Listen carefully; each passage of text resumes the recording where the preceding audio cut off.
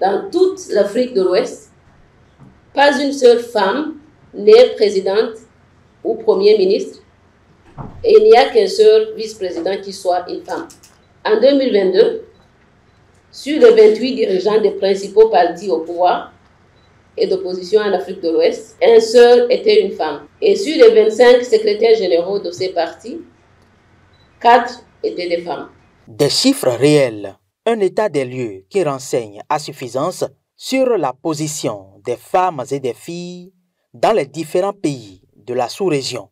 Il urge d'inverser la tendance et CARE International et ses partenaires posent déjà de grands pas. Ce lundi 20 mars 2023, s'est ouvert à Cotonou un atelier de conception d'une stratégie de campagne de plaidoyer régional axée sur le leadership et la participation des femmes au processus de prise de décision. Une initiative qui s'inscrit dans le cadre de la mise en œuvre du projet Voix collective des femmes et des filles et financée par l'Agence française de développement AFD. L'objectif de cet atelier est de définir la campagne de plaidoyer régional de CARE en faveur de la promotion des femmes et des filles en tirant parti du laboratoire d'action collective mis en place par l'initiative La Voix collective des femmes et des filles.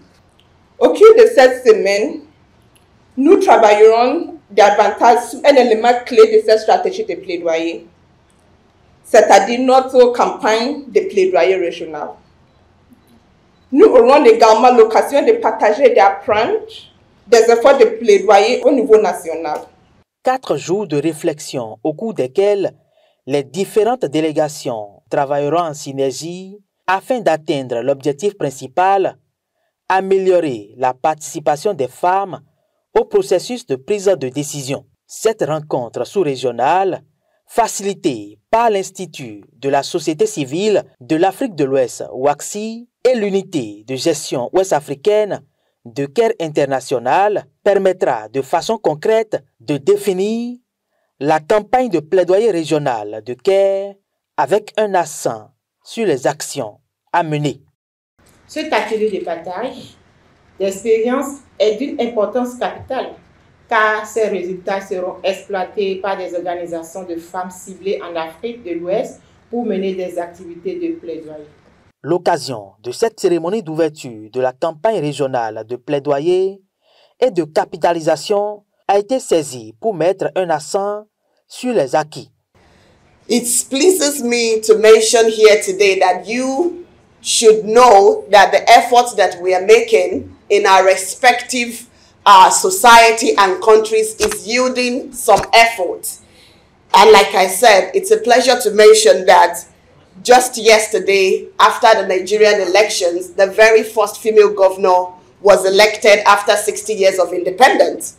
And this wouldn't have been done if not for the work that you do, not only in Nigeria, but in Benin, in Togo, in Liberia, in Senegal, in Madagascar. So, I am pleased to encourage and enjoin us today that relenting on this effort is not a question to be considered.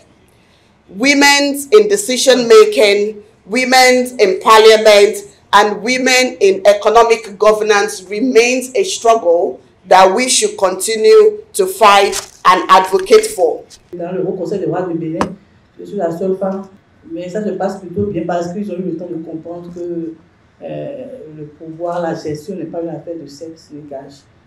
Et j'encourage vivement les programmes, les projets à tenir compte de la fille. C'est-à-dire qu'il n'y a pas de fille, c'est de l'enfance. Cette cérémonie d'ouverture qui a réuni des représentants des organisations féminines, des groupements, des réseaux d'associations villageoises d'épargne et de crédit avec du projet La Voix collective des filles et des femmes de CARE de toute la sous-région a laissé place aux différentes communications et travaux de groupe.